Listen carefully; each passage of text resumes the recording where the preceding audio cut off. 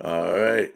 What's going on, everybody? It's your man, DJ Caveman. We're back in the podcast space uh, with our very first pilot episode of Inside the Mind of, where we sit and chat with various folks about their careers and what they use in their mental toolbox to be able to cope with the stresses and the dark side of whatever their jobs are.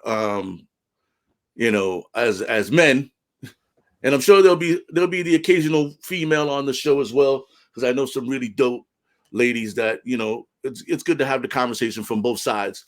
But primarily, I want to have these conversations with men because as guys, we don't really talk about the shit that goes on in our lives because we have to be all stoic and we don't cry and all that other stuff. So, when I was thinking about who my first guest was going to be, I had to go straight to the man, the myth, the legend, and he'll bust your ass because he's a martial arts ninja.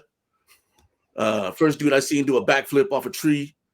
Um, he's a capoeira master, kung fu, karate.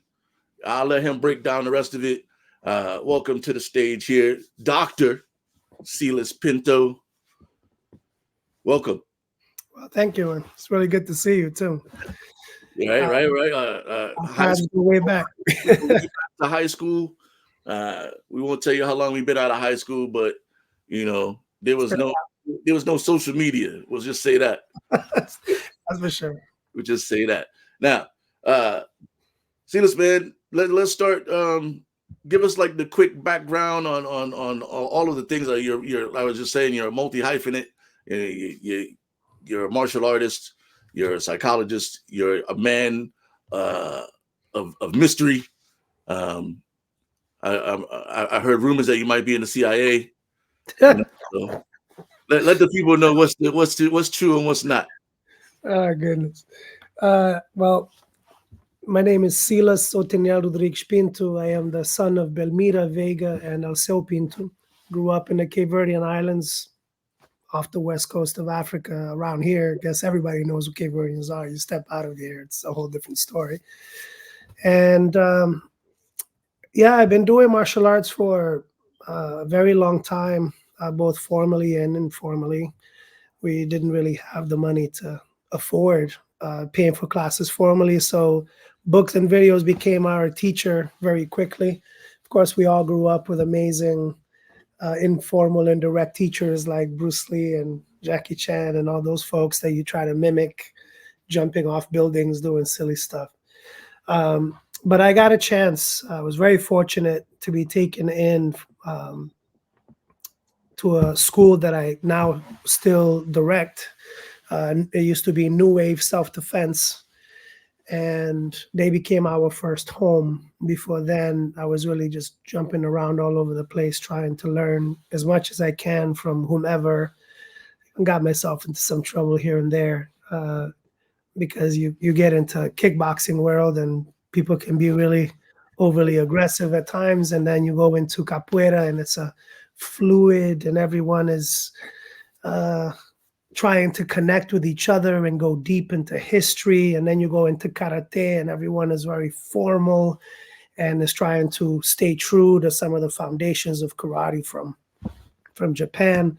So finally landed at New Wave Self-Defense with my cousin Fernando, whom you know too. And here we are years later. This was back in 1995. And in 2000, Fernando, myself, and another good friend, Shihan Carlos de la Cruz, bought the business, and I've been running it ever since. And here behind me, you see the 25 years of resistance. That's speaking to the capoeira program that we started in 1998. And then last year, we just celebrated 25 years. So time does fly. That's like a big part of my soul is the martial arts, because it connects me to history and people, and it helps me sit in different truths, if that makes sense. Then outside of that, I try to complement it with music. I do a lot of Cape Verde music, looking both to some of what they call the traditional and some of the modern So I mix it together called Traderno, a mixture of traditional and modern. And then I'll go into the quote unquote formal education. And I'm doing that purposely last because sometimes people uh, want to immediately go into, well, you're formally educated as a school psychologist, you got your doctorate and the job that you do, right? Because that's sort of how we're told what's important and what's not. And to be honest, I think I learned more, significantly more. And I can say it now, practicing as a doctor in the world since 2007 when I formally got my degree, and really start to think about how much of the work that I do is actually infused by the things that I learned in In martial the arts, in my communities, with my stepmother here in the United States, my biological mom in Cape Verde, my dad here, my stepfather in Cape Verde. All of those nuggets, my grandmother's voice in the back of my mind all the time, that's telling me, help people think about things. Don't tell them what to think. Where I went to school and they're trying to teach me all this stuff and they want to send you into the world to go fix people and you know more than others and stuff like that, which I don't subscribe to because I came from a community where you're a member of a community and everybody plays a role. Your grandparents, like my grandmother, had a kindergarten education. Probably one of the wisest people I knew when I was growing up. right. I mean, there's definitely something to say for like, real world knowledge Yeah, and education on the streets, as they say. yeah, and And it's somewhere in there, right? That the balance between the two, we really have to show respect to where we come from and to this conversation, right? We didn't learn about ourselves, our history, who we really are as people in school. We no, learned it at home. We learned it in our community. So I want to pay homage to that because capoeira has helped me stay very grounded in that history, in resistance, in understanding that we exist today in the ways that we are, despite all of the crazy things that happened to us, not because of what happened to us. There's a certain spirit of resistance that's always been around, especially with our African folks who have gone through some horrific experiences, our indigenous people to this land. When I hear about those stories, I want to figure out a way to infuse it more and more into the formal types of things that we do because we have policies and laws that need to be revisited through that work. Now, in the city, I work as a director for diversity, equity, inclusion, and belonging. I direct a department under Mayor Smiley. I work with amazing colleagues who are really interested in making sure that these kinds of conversations are centered. And I also do a lot of just community things. I'm very involved in the Cape Verdean community. I'm part of the Cape Verdean Heritage Subcommittee, where we plan the Cape Verdean Festival every year. I try to participate in boards because even though it's like boards, that's kind of boring. At the end of the day, they're making a lot of really important decisions, and we need representation there. So that's a long-winded way of saying, yeah, there's a lot of different pieces, but to be very honest, there's a common thread through all of the work that I've done, whether it's martial arts, psychology, diversity, equity, and inclusion. I taught at Tufts University for 12 years in the Department of Education. I'm affiliated with their diversity, equity, inclusion, and justice leadership program. So all of that stuff, I teach at College Unbound, which is a wonderful organization here in Providence. We can kind of throw out all of these individual things, but really at the core of everything I try to do is this work of bridging the gap between our understanding of history and where we are now and all the healing that needs to happen. Psychology happens to be one of the tools. Martial arts is one of those tools for healing and understanding the self. Music is another tool for healing and kind of expressing and getting all that stuff out. Um, Being a director in the city is I'm doing the work in diversity, equity, and inclusion to make sure that our marginalized folks are centered in the work. So that's the work. The work has been the work of healing and education about our history, about our people, and in conversation with all the other peoples around us. So whether I've worn one hat or another, or one department or another, that's been the work. So that's a lot, right? I mean, and it seems like you have a lot of like high stress situations happening. I mean, you're working for the city, you're the department head at Tufts, which I'm sure it has its own. Here, I used to lead the program at Tufts. Yeah. Yeah. As a martial arts instructor, I mean, Cape Verdean pop star, you know, let's dig into it, man. Like, of when you, I want to dig into like your toolbox, and like I said, I wanted to have you on first as a practice. Are you still like? Do you consider yourself a practicing psychologist? Do you have like people come and sit on the couch and I've never had that kind of practice. Or are you're using your tools more so to further your cause with your different roles that you play in life as a father and a husband and your jobs with the city and teaching martial arts. What does a psychologist do? How do you do you go see a person, or do you try to like do it on your own?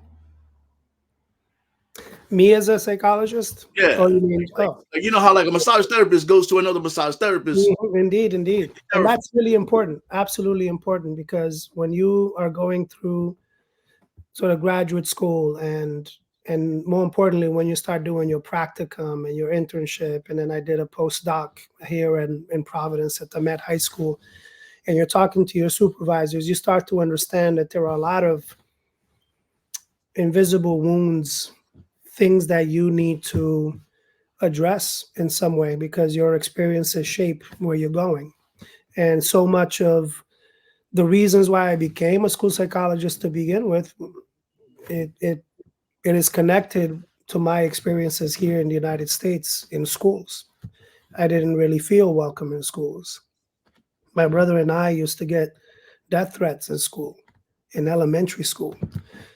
Kids used to sit in the back of the bus to force us to sit closer to the front so they can be throwing black jelly beans at us, and then passing us notes to prepare to die and stuff like that. So, and then I went through school here in Providence, and there were some challenges there. I went to URI, and there were some invisibility issues there as a Cape Verdean, and them not knowing exactly what to do with us.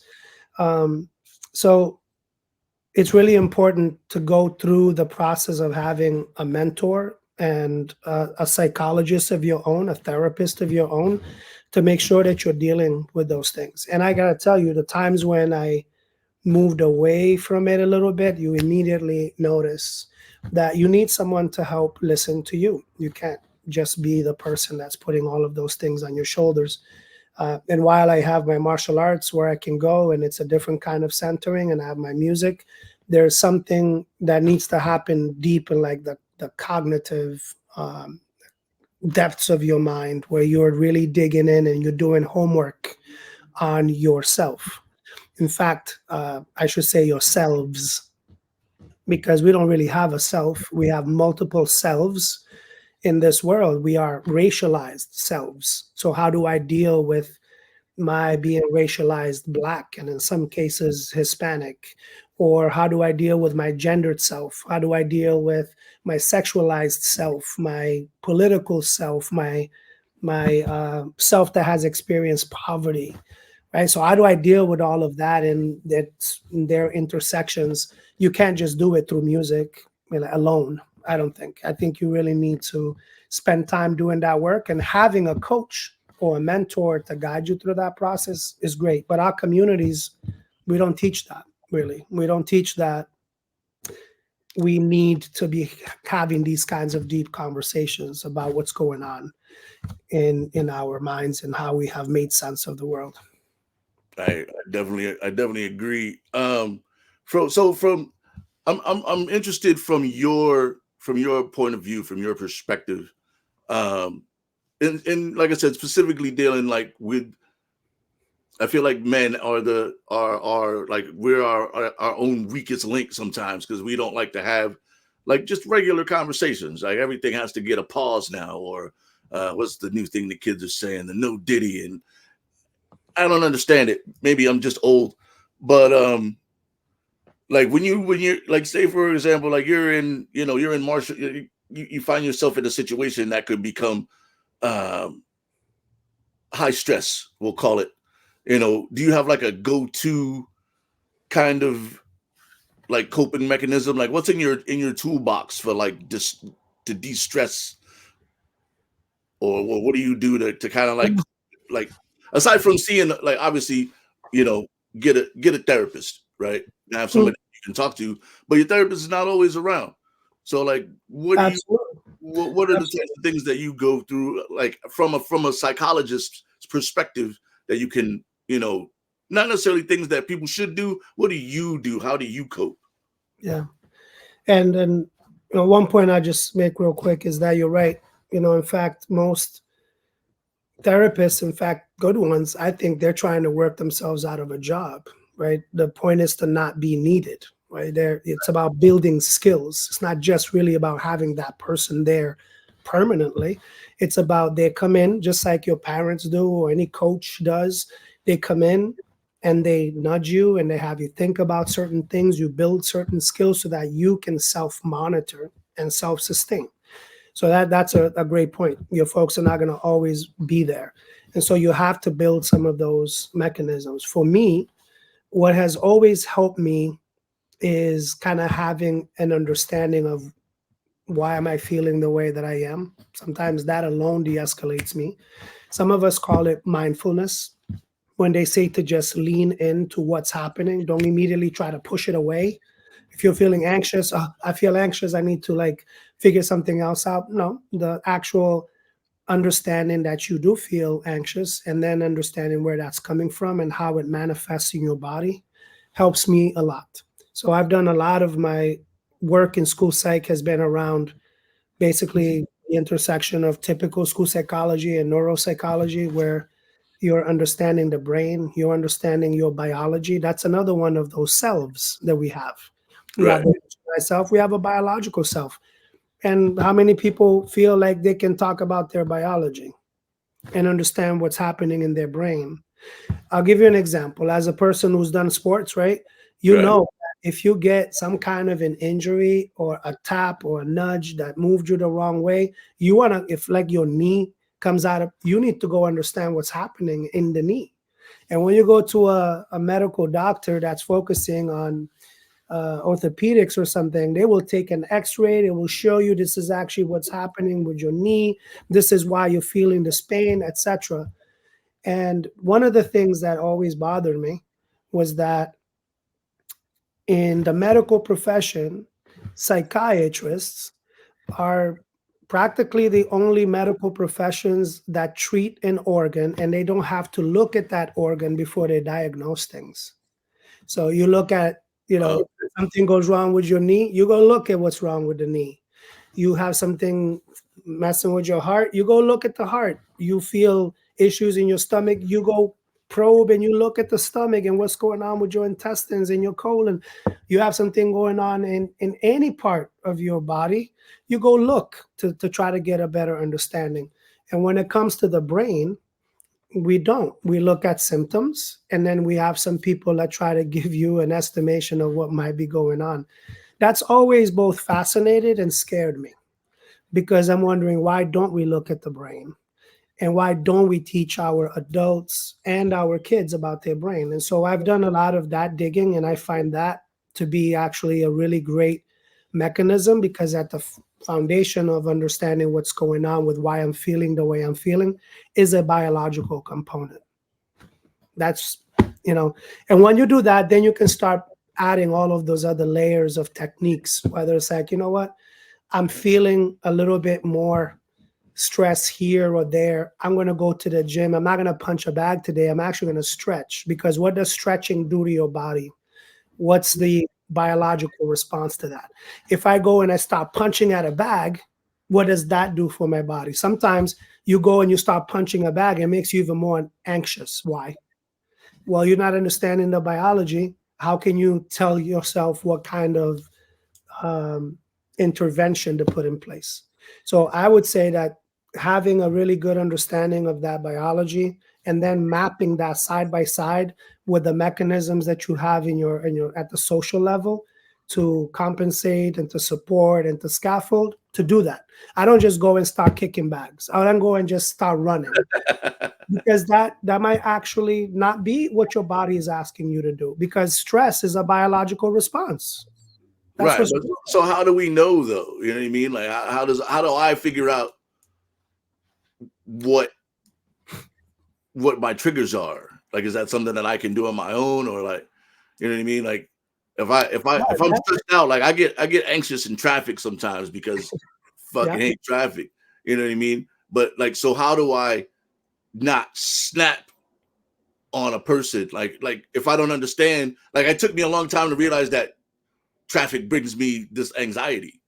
You know what I mean? But in the beginning, I just would like shake on the way to work. You know what I mean? Like, so it's like, Yeah. how does a layman's person get to the point where they can kind of like be a little more self-aware? Like maybe I should go In see some ways, somebody. you just kind of answered it, right? It's to be a little bit more self-aware. It's to understand that you actually feel that way, and you're about to go into a situation that, in fact, does put your body through stress. And I, believe it or not, can relate because I was driving to Boston. I was working there full time for 12 years, and that traffic was driving me insane. So Horrendous. I had to go back to basics to understand how do I de-escalate myself. But you mentioned trigger, which is really a social thing. It's something that happens around us that then Right. sets that biological response. They're not necessarily synonyms. They're in relationship with each other. So I knew that going into that traffic is going to really just put me in a bad place, and I could already feel the breathing and kind of feeling uptight on my neck before I even get in the car. And after a while, it starts to feel like you're in a box, you know? So Right. what do you do to help get ahead of that? That's you becoming aware and becoming um, more in tune with the little things that you can do, because we can't always control our circumstances. Like the fact that I still had to get in a car and drive to Boston, I'm like, okay, I can go on a train, right? Right. Wasn't always an option. Wasn't always an option. And then I'm like, well, maybe I can leave like 3 hours early, but that's just going to make me tired. So I had to come back and like face the fact that getting in that car causes me all that kind of stress. So, and I couldn't get away from that circumstance. So I had to deal with how do I de-escalate myself. I started to find a certain breathing helped me more. That certain stretching helped me more. And you have to try and you have to monitor the interventions you put in place. You can't, again, just be like, here's a thing that worked for Daryl, so I'm just going to throw it. And if I do it for 3 months and it doesn't work, I'm just going to give up. We all have different kinds of needs, but the awareness is where it starts. You mentioned that it took you a long time to even realize that that was a stressor. And that's Right. part of the thing. And if it took that long for it to be registered in your body, it might take that long for it to kind of go back to a good level that you can manage. I do recommend people kind of, again, I think you mentioned at the very beginning, but the talking through some of those challenges is really one of the biggest challenges. Is to Yeah. like sit with you as another friend that understands this kind of thing and saying, "Yo, Daryl, man, I get into that car. It's just like it's crazy stressful, man." And then we talk about it. And for me to be vulnerable enough to share and just let all of those worries out and allow you in to maybe listen. And if we learn how to listen to each other better in a more professional way, if you will, not just be like, oh, that happens to you. Yeah, me too. That's not listening, right? Right. No. About you. But if we can practice in our communities listening to each other, and then people then become more willing to say, hey, I'm struggling with this, right? And talking it out. You don't always have to even go to a quote unquote professional, but if you have someone that has even some of the basic listening skills, it can go a very long way. And I think that that's a bigger challenge. Once you start looking into the actual things you can do for stress, you Google it, you're going to get 1,000 things you can do for stress. There's no information lacking in what we could do to reduce stress.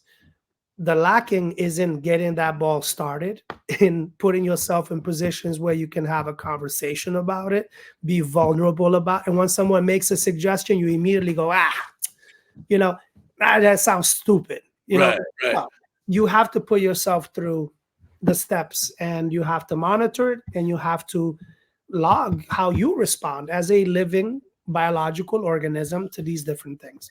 Now that sounds like a really, like, we're starting to get into like deep, nuanced kind of things. But at the end of the day, I tell people, start talking about it. Right. Those conversations are important too. And one of the reasons why I wanted to, do this specific podcast is so that we can like really start having these conversations. Because as we were saying before offline, as guys, we don't have these conversations about our stresses because we're conditioned to never stress, or to take that stress and kind of like bury it down, which at some point it bubbles up, and that's how you get mass murders and guys killing their families, and I like to talk about the pillars of health, you know what I mean, and I think it starts with mental health, and then all of these other things tie in your finances, your sexual health, your physical health, all are like I guess if mental health is the planet, then the rest of the healths are like the moon, you know what I mean, and they rotate around, but they're all like connected. Does that make sense? Like, I would not be disagreeing, not as a person who has spent a lot of time trying to learn about mental health, not only the mental aspect of it, but the biological, concrete components of our brains and how it works. And to be honest, it wasn't the thing that I was learning necessarily formally for a large period of times. It's been me learning that that's actually a great fountain of knowledge about ourselves. And I agree that mental health is the big picture. If you're not right up here, everything else just sort of collapses. I think about it in martial arts. What's psyching you out, right? The first thing that another fighter is going to try to do is what? Get in your head. And if they psych you out and they're already making you nervous and making you afraid, fight's over. Now you're just going in the ring to get hurt. The fight was probably decided very often way before you even threw the first punch, So that the piece of getting into the right mindset, we know about it. We've known about it for a very long time.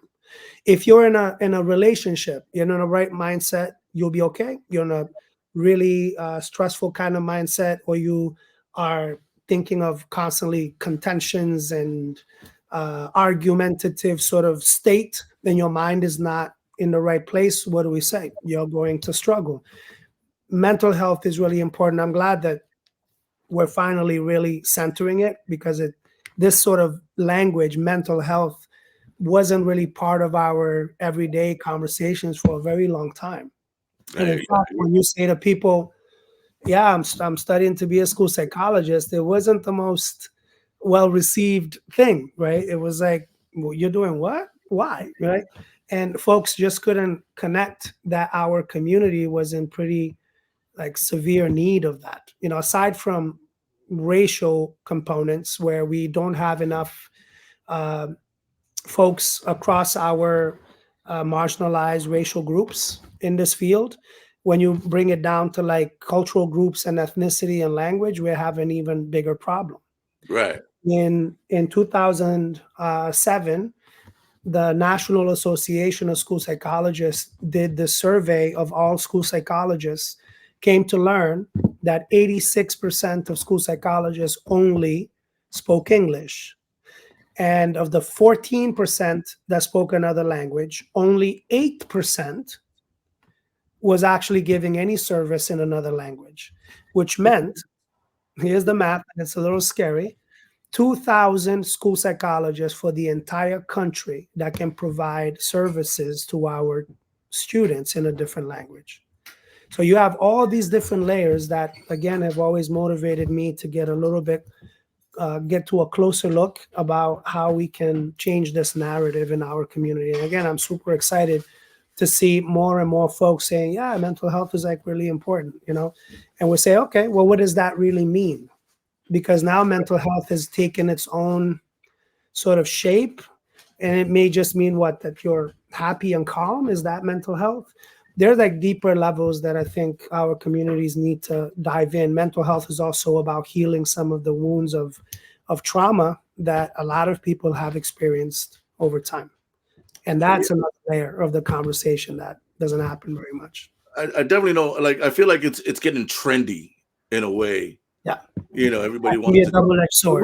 which is like good and bad. It's like when the internet first started, we all knew it was going to be, at some point we were going to be doomed, but it was good for what it was and what it is. But now you can see where the internet is getting out of control with like AI and your Alexas and things that talk to you. Your cars drive by themselves. Some of that shit is pretty scary. Um, I think it's, the mental health thing. I wanted to ask. You said there's 2,000 school psychologists in the country that can service the marginalized groups. And I found that the hardest part for me, um, when searching for a psychologist or a therapist or somebody to talk to, is that there aren't very many that look like me. You know what I mean? As a dude, like it's we've been conditioned to, like, if we start telling our problems to like women, it makes us feel soft. You know what I mean? If we say these things to, like, like an older school dude, he's gonna be like, man, what the fuck is you talking about, dog? Like, there's not very many like male psychologists, period. But there's definitely, like, like I said, like the black psychologist is like a unicorn. You know what I mean? That can somebody that can understand the things that I'm going through, or the yeah, I don't know, like where are, like, what's the reason? Do we know? Is there, like, what can we do to like promote more men going into the field, in your opinion? We just touched on a thing that's like, it's a massive problem, one that the federal government recognizes, the state recognizes, at the municipal government level, we recognize, schools recognize it. In terms of like, so the example I gave was the 2,000 school psychologists that provide a different, provide service in a different language. Right. We have lots of our 86% of folks who only speak English that can service, right? Because a lot of those people are also African Americans. They're indigenous to this land, and all they speak is English, for example.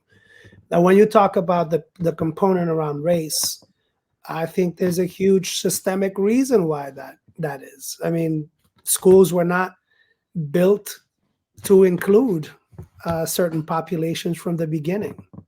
We had still segregated schools all the way into the 1950s, and then people are still fighting for civil rights into the 60s. We don't make a Education for All Handicapped Children's Act until 1975. We don't create a law that says that you have to teach immigrant children English until 1974. So the United States is very new and young when it comes to a lot of these kinds of issues. And I think if I were to land a helicopter on me, and the reason why I continue to do this work and why we're having this conversation is that this work doesn't just end at the office in City Hall. It has to come out into our communities as well.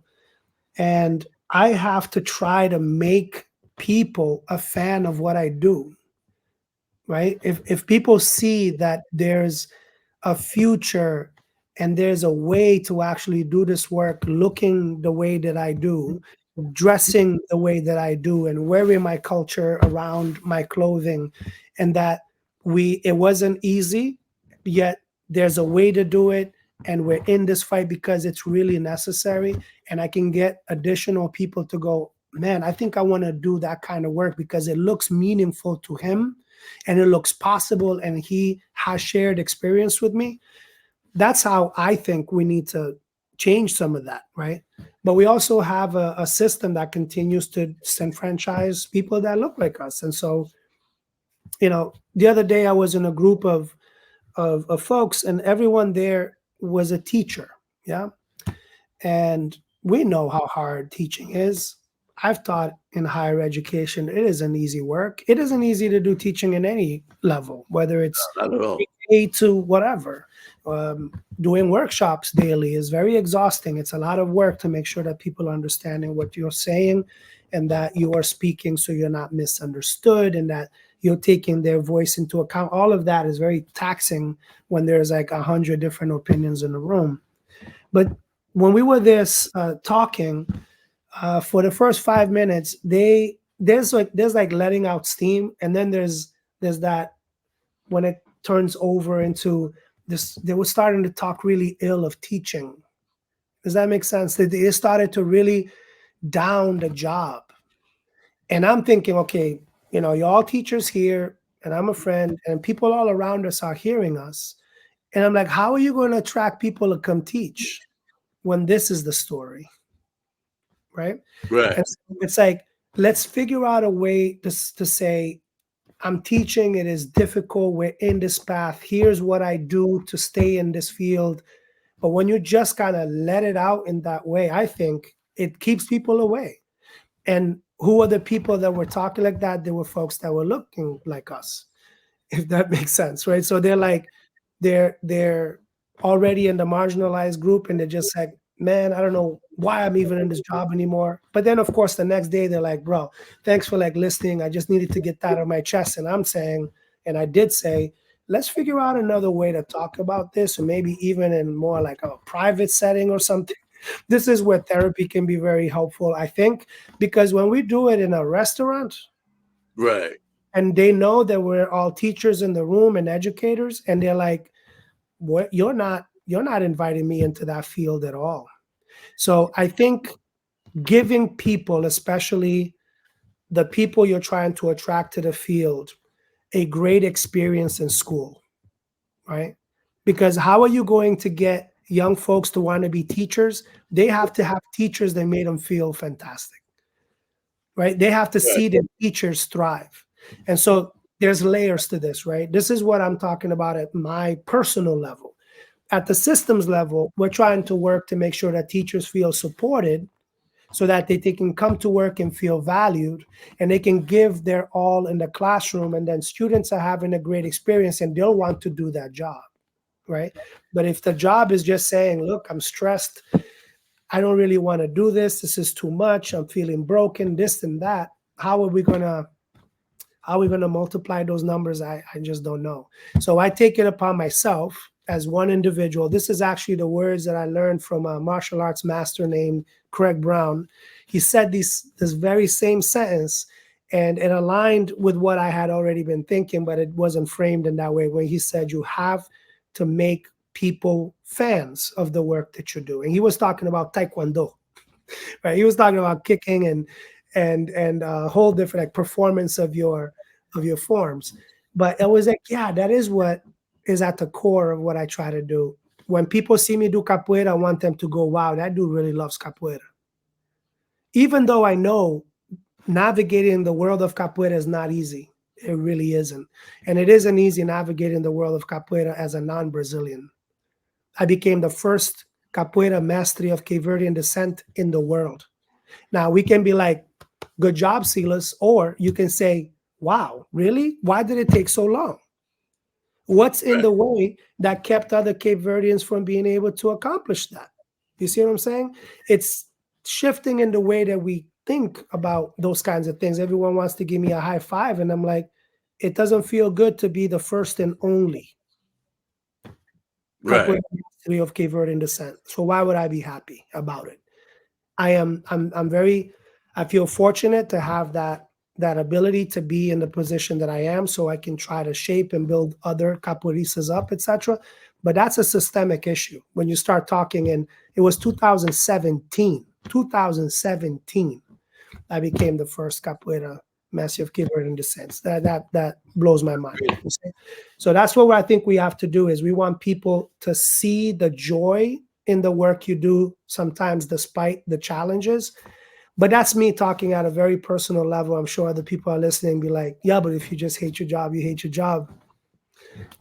I can't argue against that either. But I think, No, but I mean, you make valid points, because I mean, like, there will be it's almost the same as like, we talk like the police departments, and like nobody ever talks bad about the firefighters, but you know what I mean.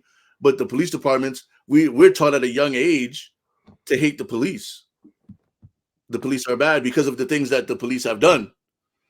You know what I mean? But we also don't like encourage our kids to become police officers to make the changes from the inside. It's the same. Like there aren't probably a lot of like male psychologists because it's looked at as, like you said, when you were doing it, everybody was like, "Hey, why are you doing that?" If enough people question your motive, sometimes you tend to change your mind to just be in with the in guy, with the in crowd, as opposed to kind of like carving your own path. So, I guess the key is to continue to try to like promote, yeah, to promote like being in this group because they're needed. Men want to talk to other men about their problems when they talk about their problems, if they talk about their problems. And I just feel like it'll be easier if there were more men in the industry having these conversations. So And, I guess, and no doubt, there are things at the systemic level we have to fix and work on, and we're doing that constantly. This is the reason why I shifted from working on the community side for 20 plus years and teaching in higher ed I'm still affiliated, but I was teaching for 12 years full time, and shifted into government to see what I can do there in that circle and trying to make as much impact where I can. That's all the systemic things that we have to work on, and we are doing it. At the same time, as an individual, I'm thinking about when I open up to you, then you're more likely to open up to me. And then if the two of us open up to others, then those folks are more likely to open up to us and then to others. That it's like a squeezing effect that we need. There's some structural and systems things we need, and then there's some individuals and interpersonal things that we need to do. Because we work with the police department in Providence, and we need women, right? And we need people from, the whole range of the gender spectrum. of course, We need people from the whole range of racial spectrum and culture. And they're there, especially when you're like one out of 10, right?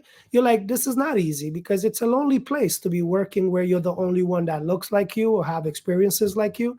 But imagine if every time that police officer who is Haitian, right, who grew up in Haiti and came here and became a police officer, every time he opened his mouth to talk about policing, he's talking to you about how horrible it is right, because he's lonely. Imagine if the woman comes and that only thing you're hearing. We have to be able to talk about the challenges and the difficulty, and also sort of hold up the fact that you have a lot of trailblazers and a lot of people trying to pave the way, because that's what folks did before us. And that's kind of the work that we have to do now.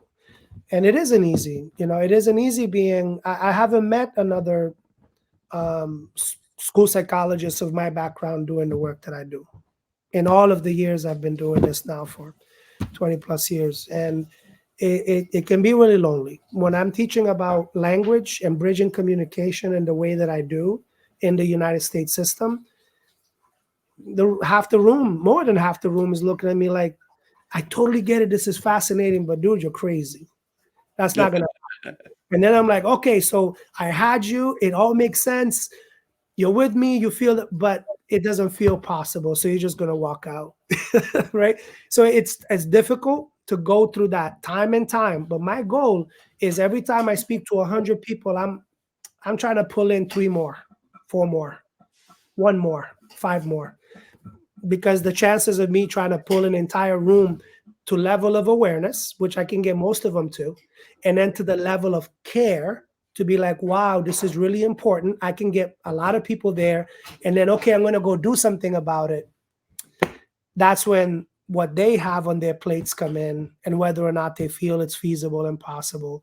But I think it's really our responsibility. We've been hearing about role models our whole lives. right, In a very broad way, but this is what we're still talking about, is we have to model. I can't be over here talking to you about the importance of self-care and community care and opening up and being vulnerable and not being able to do it myself and not being uh, able to like work on the skills that you need to work on to get yourself to that point. Because we have to really, you have to sort of walk the walk, right? Absolutely. So now this is the fun part of the, and I appreciate you sharing your insights and Girls your in the dance.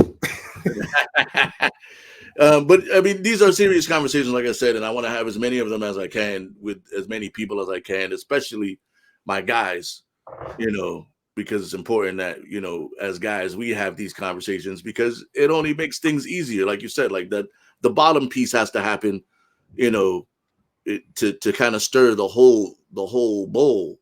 Um, but I want to get into the music. You're a Cape Verdean pop star. I remember Pop star now. I remember the first CD. Uh, Um, if you had yeah. to choose, if you had to choose one, are you choosing martial arts or music? Oh, geez, man. I think I don't do enough music these days because it takes so much. It takes so much time and focus. It really does. It takes a lot of energy because I was doing the music practically by myself. Um, layering each track and all that. When I first started with this really wonderful brother of mine, Tony Kid Santos in Pawtucket.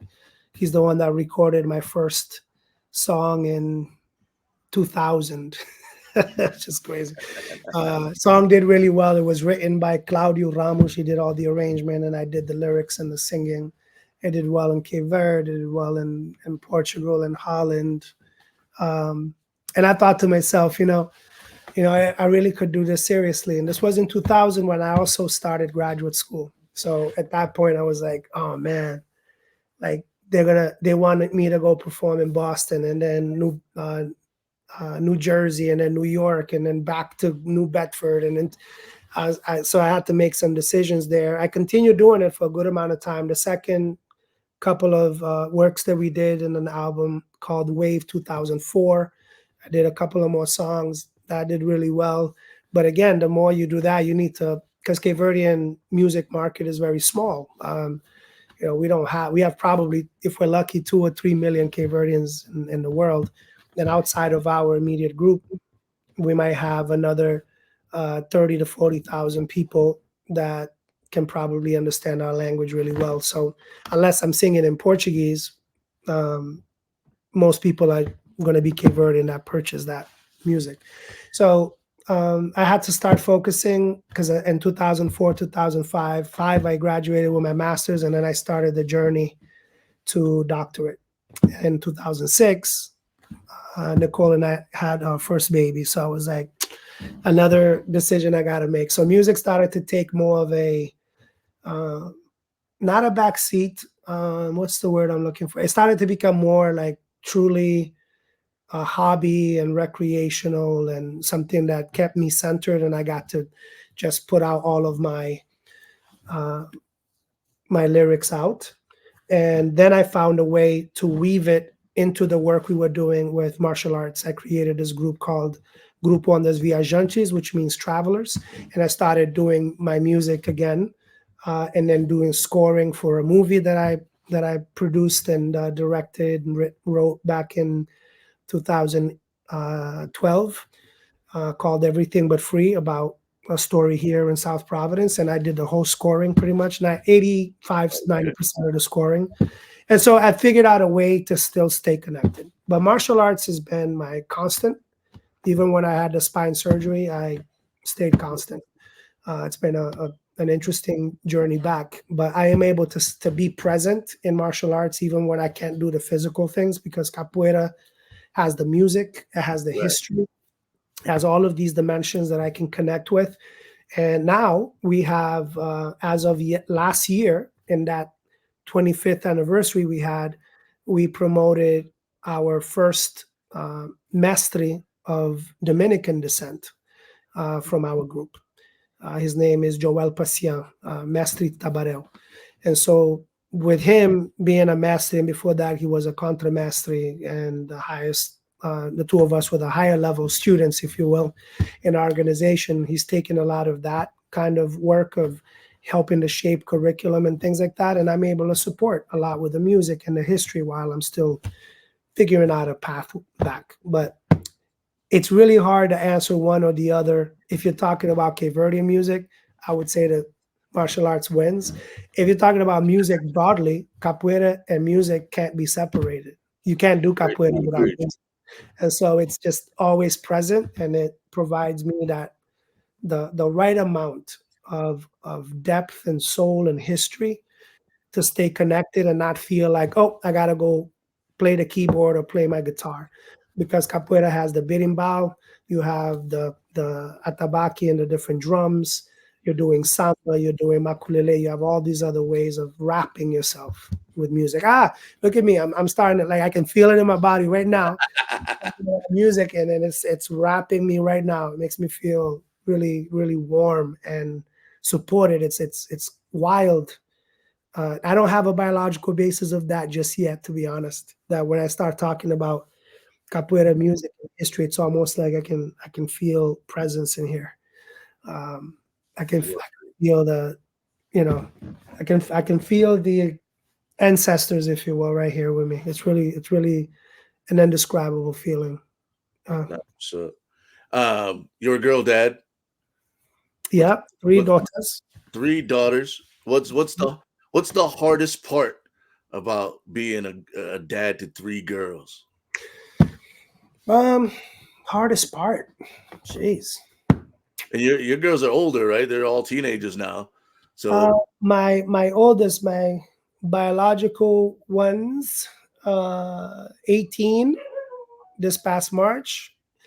One that's going to be 16 in September, and one that's turning 11 at the end of the of this month. yes, So a little bit of a spectrum, and then I feel like I've had to be a dad for a long time since I was like 19 with one of my nephews that has always been a son to me. Um, and I thought it was going to be a weird transition or responsibility, but to be honest, it really, really hasn't, because I try not to do what our communities did around gender with our kids. Not that I was like, these are gender neutral and they do whatever they want, but um, I allowed them to sort of engage with Nicole and I and whatever conversations they wanted to have. There was nothing that would be off the table. I don't think I've learned what I've learned over the years to just come and cut conversations. If they're curious about something, we talked about it. And so I haven't really felt like, oh, raising girls has been challenging, because I haven't framed it that way. I had one of them that was uh, early on many years ago was like, I'm a female, but I'll let you know if I'm a girl later. I'm like, okay, because there is a difference, and my daughters have been raised in this new way of understanding gender and its relationship to sex, and how parents can help navigate, help, or completely destroy a person's experience around gender. But yeah, I think the challenge for me as a parent overall has been to try to make sure that I'm there as a guide and facilitator, and not the owner of truth, where I don't know what it means to be them, and the kinds of questions. And we grew up in times when everyone just had the answer. You would ask a question, they would have the answer, and if it didn't make sense, too bad, suck it up, walk away. When my kids go, I don't get it, I don't go, well, I'll explain it to you later. I would just sit down and say, well, what's unclear about it, and let's talk about it. And yeah, I don't know if that answers your question, but I listen. Your answers are your answers, my friend. I never tell anybody whose their answers are wrong or not. You know, my stepdaughter is 15, and yeah, not ready. yeah, I certainly noticed the way that people raise their daughters and their sons relative to their sort of experiences. But in the end, I think as long as you're keeping the line of communications open, then you're going to be doing all right. Being flexible is really key. This is mental flexibility. It's cognitive flexibility, and we tend to break when we're overly rigid. So, And I thought about this. I was thinking about this today. This was on my brain while I'm out delivering the mail for the people. mm, If you have an opportunity to do a thing, anything that you want, money is no object, location no object, whatever you want to do, you could accomplish like that. Do you do it for yourself, or do you give that opportunity to someone else? I'll give it to someone else any day. Um, yeah, hands down, give it to someone else any day. I I was raised with this simple principle that I think is very indicative of the way I've tried to lead my life, and I hope that when my grandmother is looking down, or my mom listens to stories, or my dad, step parents, etc., they're like, you've centered community, and know that it's way more than you. Um, I learned that lesson when we were given clothes and toys, and we learned like you don't give the toy you don't want. You don't give the shirt that you don't want. If you're gonna make a donation, you give what you would have wanted, and that was a critical lesson in my life. I can remember that moment very vividly. To be like, is that something you would want? Well, that's not what we're gonna give. You're gonna find the one that you like, and that's if you're going to give, that's what you give. And similarly, I I want others to have the kinds of experiences that are fulfilling. Now, I'll make that available if they then say, "Well, that's not what I want," then I'll happily do it. Happily give it to myself. It's like there's a little part of me that was like, "Please say no, you don't want it." Okay, okay, fair enough. if But you could recommend one, if you could recommend one book to read, what book would you recommend that someone should read? a book, One book to read. I'll tell you the one that transformed my life. And it wasn't a typical book. There are actually two bodies of literature that were key. So I'm going to put them side by side. Okay. Okay. One was Encyclopedia Britannica, Volume E, because it had the story of Egypt. Okay. When I read about the Egyptians located in the African continent and what they did at an early age, I was like, what? Like, it put me in a whole different path. And by the way, how I figured this out, this is a true story. I hope one day you get to meet my mom, who lives in East Providence, my stepmother, and you can ask her. When we got into trouble, she would pick a book out of the shelf and we would have to rewrite the chapter by hand. So she'd be like, pick that book. We used to do it for Crimes and Punishment. We had encyclopedia. So Encyclopedia Britannica, Volume E. And then the other one is a textbook.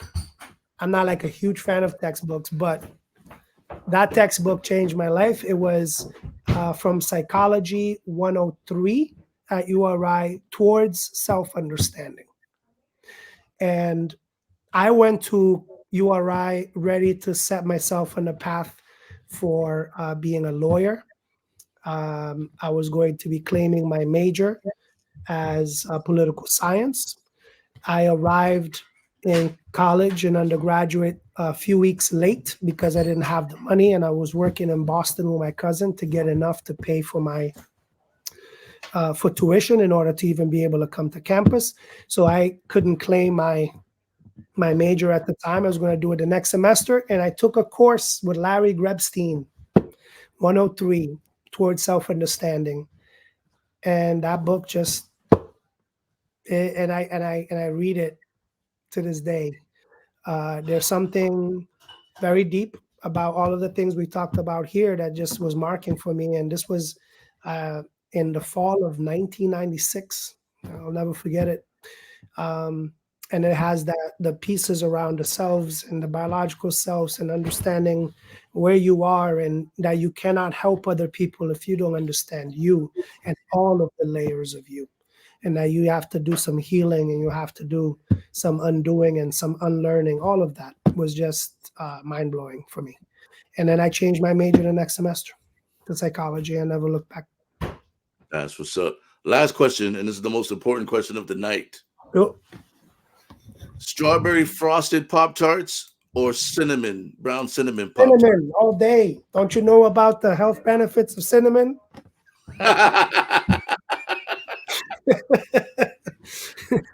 Silas, man, I appreciate you coming on and chopping it up with us on the very first episode of Inside the Mind of. Let the people know where they can find you if you're interested in letting people know where they can find you. For this kind of work that I do in the community, you can find us at New Wave, as an ocean wave, newwavemartialarts.com. We are located in Warwick, Rhode Island, right near Oakland Beach. Of course, I am working in the Department of Diversity, Equity, Inclusion, and Belonging. If you're interested in thinking about the systems and structures and the work we're doing there, happy to connect you to the work that the mayor is doing and all of the great teams. So systems work, a lot of it happening over in the work I'm doing with City Hall, and a lot of my interpersonal work, cultural work, though I'm seeing more and more of it kind of blending and coming together now that I've been in this role for 2.5 years or so. I think that, like I said, everything has been like a thread, right? It's about the work of healing, it's connection, it's history, it's looking at where people now are now and making sure that they that there's value in what they do and that there's quality of life that they can talk about. So that's where you can find me, or sitting in the middle of downtown with a berimbau playing, so that people can say, "What is that thing? Is it a bow and arrow? How can you play that?" So you'll find me in a lot of places. That's what's up. Thank you very much, Silas. Thanks for coming on.